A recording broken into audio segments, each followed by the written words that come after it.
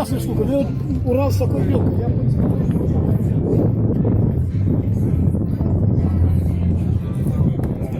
Давай попробуем. Такое переделали. Если только вот на такой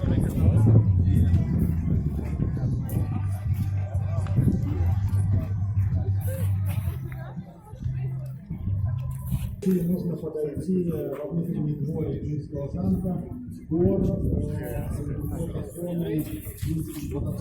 Смотри, какой ММЗшка прикольный. Также поступила просьба, у нас у одного участника потерялся маленький ключик. Поэтому если найдете, обязательно нам сюда на центр, на музыкальный столик. Будьте, пожалуйста, внимательны. Если кто-то нашел маленький ключик от мотоцикла, поднесите к нам сюда на музыкальный столик.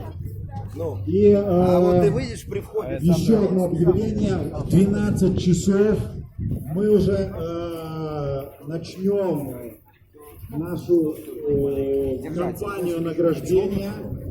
Поэтому всех зрителей к 12 часам ориентирую тоже собраться здесь, на площадке у стен Лещева.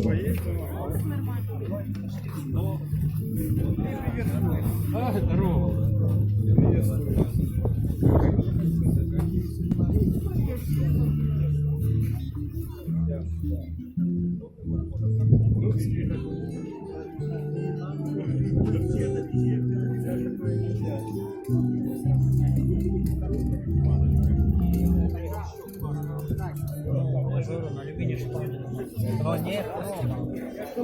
Не, у меня и... а я хотел песню «Мама» включить.